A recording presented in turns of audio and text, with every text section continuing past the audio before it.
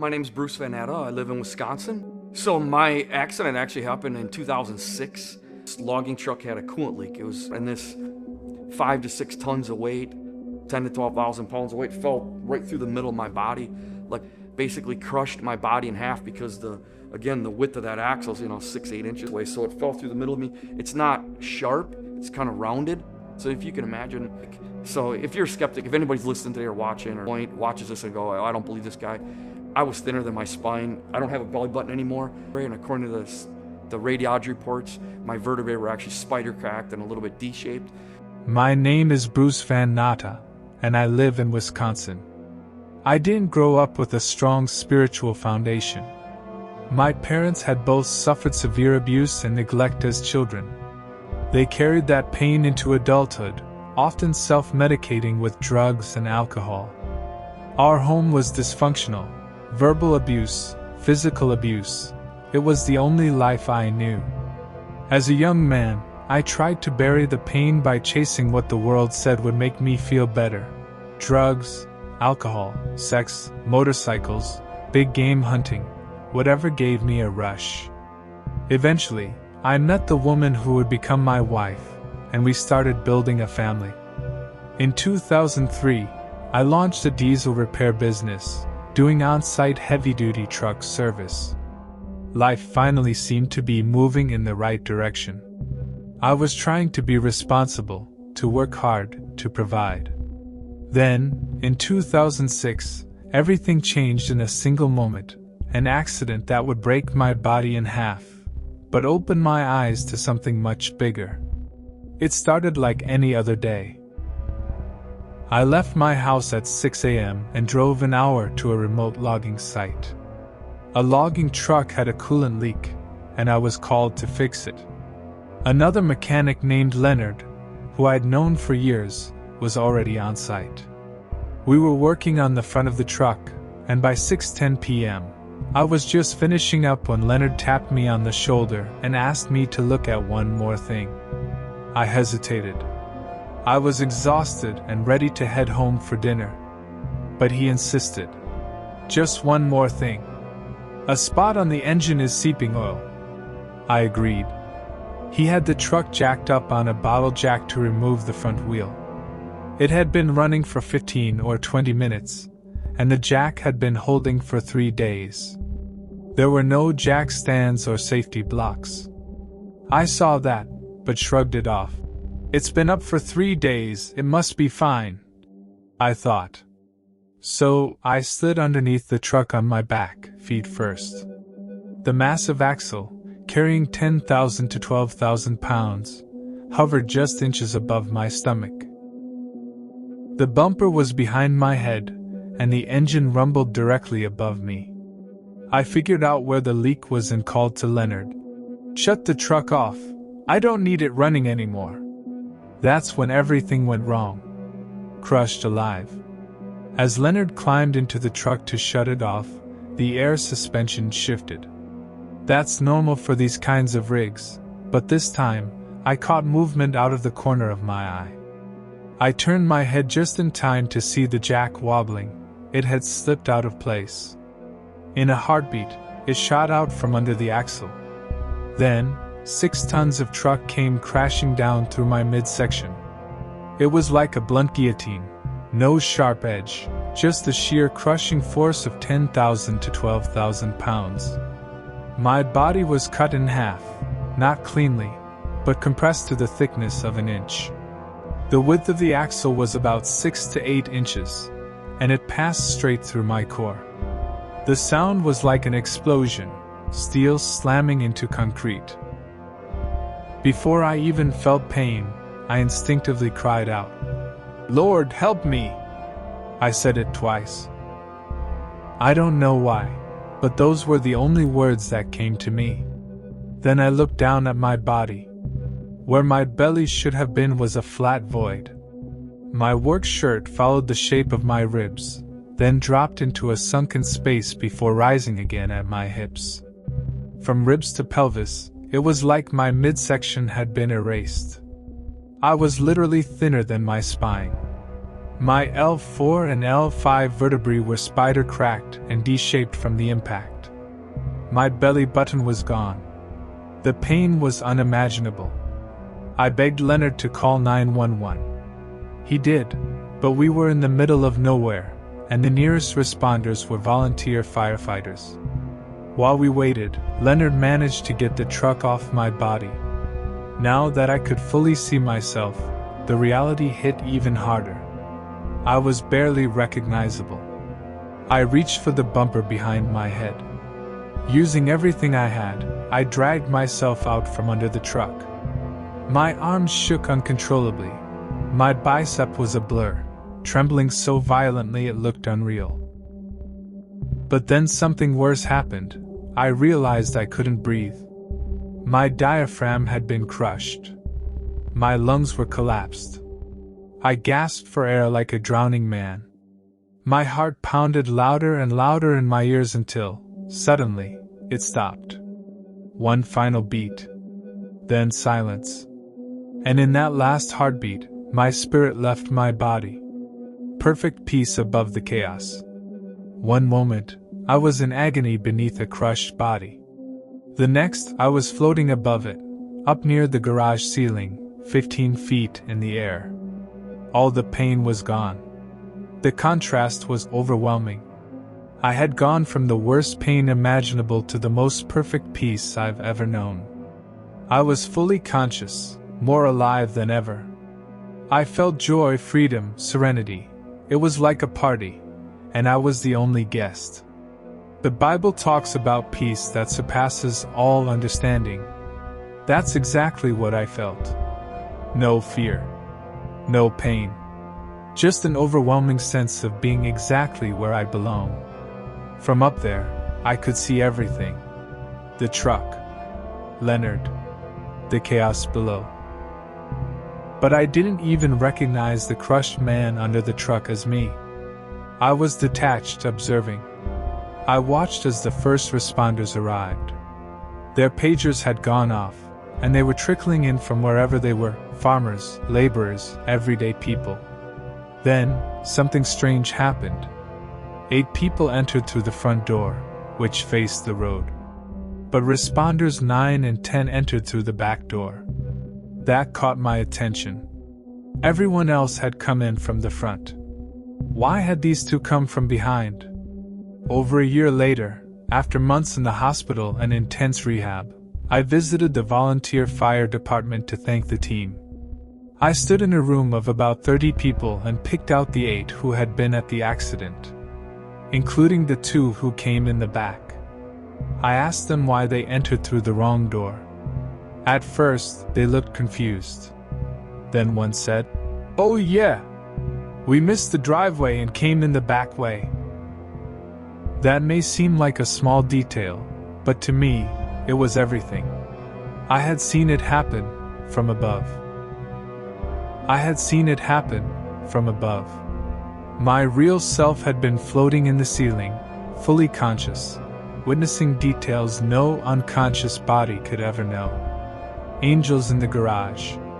As I continued watching from above, something even more extraordinary occurred. Leonard, the mechanic who had asked me to check the leak, knelt down beside my body. He was crying, running his fingers through my hair. I could hear every word he said. "I'm sorry, Bruce. I'm sorry. I should be the one that's dead, not you. I'm such an old fool." Leonard's grief was deep and sincere. He knew he hadn't used the proper safety equipment. But as he wept, I saw something that filled me with awe. 2 massive angels knelt on either side of him. They were at least 8 feet tall, towering over Leonard even though they were on their knees. They wore shining white robes. One had long hair that flowed far down past the belt on his robe. Neither had wings, but they didn't need them. Their presence radiated strength and authority. Peace. Each angel reached out and placed his hands into the flat part of my body, the crushed section that no longer resembled a human torso. From where I hovered, I thought, "Wow, look at those angels. They're here to help that poor guy. I still didn't recognize the body as mine. The scene was surreal. It didn't seem dramatic or shocking at the time. Somehow, it all felt normal. As if angels showing up to help a dying man was just a matter-of-fact part of reality. And maybe it is, we just don't usually get to see it. Then a woman entered the garage, one of the two who had come in through the back door. Her name was Shannon. She pushed Leonard gently aside and knelt between the two angels. She was checking for a pulse. Watching from above, I saw her face turn grim. Another man in bib overalls stood nearby and quietly said, "It's too late. He's been gone several minutes." But Shannon wasn't ready to give up. She asked Leonard, "What's his name?" "Bruce Van Natta," he replied. She looked down at my lifeless body and started calling out my name. "Bruce Van Natta, come back! Come back!" Over and over, louder and louder. Each time she said my name, I felt something tugging at my spirit. Returned to pain, then gone again. As Shannon shouted my name, something stirred inside me. Though I was still up near the ceiling, her voice had a strange pull. It didn't feel like my name, but it felt familiar. That's the best way I can describe it. With each repetition, I drifted closer to my body. Then, suddenly, I was sucked back in, through the top of my head. My heart started beating again. My eyes flew open. No CPR. No adrenaline shot. Nothing medical. I was just back. And with my return came the pain. Agonizing, unbelievable pain. I instantly realized, oh no! I'm the guy under the truck. It's me. I didn't want to be there. I didn't want the pain. I wanted out. I whispered to myself, I don't want this. And with that thought, my heart stopped again. My spirit left my body a second time. Up I went, back to the ceiling. But this time, something had changed. A tunnel of light opened up. It rose diagonally upward, like a corridor stretching millions of miles into the sky. At the far end, I saw a brilliant light, brighter than the sun but soft and welcoming. I knew, absolutely knew, that this tunnel led to heaven. I started moving toward the light fast, like riding in the fastest car imaginable. Though I had no physical body, I still felt G-forces, momentum that pulled me backward into the tunnel's energy. The peace, the pull, it was irresistible.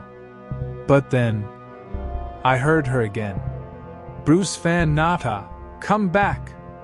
And just like that, I was yanked out of the tunnel, back to the ceiling of the garage. Below me, I could see the angels. I could see Shannon. And this time, I understood. That broken body was me. I didn't want to go back, but I knew what was happening now. In an instant, my spirit returned to my body again. My heart started for the second time. My eyes opened. But I couldn't see the angels anymore. A voice from God. When I returned to my body the second time, the pain hit harder than ever. And now, on top of that pain, I was terrified. The angels were gone. Why would God take them away? I thought. I need them now more than ever. My soul cried out in fear and desperation. I closed my eyes, wanting to escape it all. That's when I heard a voice, strong, calm, unmistakable. It came from outside me but also felt like it filled every part of my being. It was the voice of God. If you want to live, the voice said, you're going to have to fight. And it's going to be a hard fight. In the chaos and panic of the garage, this voice was pure peace. Everyone else was frantic, but God was steady. I thought about it for a moment. Just a few seconds. Then I made my decision. No, I whispered. I don't want to fight. It hurts too much. And once again, my heart stopped. My spirit left my body. Back to the ceiling. The tunnel of light was still open. I moved into it once more, accelerating toward the radiant end, heaven just beyond my reach. The pull was stronger this time. I was closer. I felt like I belonged there. But again, I heard her. "Bruce, come back!" Her voice was louder, more urgent. Once again, I was pulled backwards out of the tunnel. This time, I was angry. I didn't want to return. I wanted to stay. But I looked down. I saw the angels again, now visible from the spirit realm. I saw Shannon. I knew what was coming. My spirit returned to my body for the third time. The reason to stay. When I opened my eyes this third time, Shannon's face was inches from mine. She looked straight at me and said something that pierced my soul. "Mister, you're on the verge of life and death. What do you have to fight for?" Until that moment, I hadn't thought about my wife or my children. The pain had consumed me, and honestly, the peace of death was so overwhelming that I hadn't even remembered them. But when she said that, "Do you have a wife? Do you have kids?" It all came rushing back. My family. My love for them. My responsibility. God was using her to reach me. Her next words were urgent. "Don't close your eyes. Stay with us. Fight." So I did. The medics arrived. They loaded me into a med-flight helicopter and rushed me to the biggest trauma center in the state. My wife and church family followed behind, praying with everything they had. They operated on me for hours. The lead surgeon, called in from home, was the head of the trauma department. When he finished, he came out to speak with my wife. "In all my years," he said, "I've never seen a body so badly crushed that still made it to the hospital alive. Your husband must have an incredible will to live. But honestly, I don't expect him to live through the hour." Then he said something that still gives me chills. "Cross your fingers. A life forever changed." Miraculously, I survived. The recovery was brutal. Countless surgeries, intense physical therapy, pain like I wouldn't wish on anyone. But I lived. I lived to tell this story, not just about a tragic accident, but about what I saw and who I met in those moments beyond this world. That woman, Shannon, the one who prayed me back 3 times, had walked away from her Catholic faith at 18. She had said she didn't believe in God. But years later, she and her husband bought a house that turned out to be haunted by unexplainable spiritual activity. That launched her on a journey. She wasn't religious anymore, but she became spiritually open. And on the day of my accident, God used her, someone who didn't even fully believe, to call my spirit back. Not once, but 3 times. That's how real this all is. Heaven is real. Angels are real. Jesus is real. Since that day, my life has changed. I speak around the world, sharing my story. Not because I'm special, but because God is. He used the crushed mechanic, a red-haired unbeliever, and 2 towering angels to prove that life after death is real, and that He's in control of it all. If you take nothing else from my story, please remember this. No matter how broken your life may seem, God is not finished with you. He can heal, restore, and redeem the most hopeless of circumstances. He did it for me. And He can do it for you too.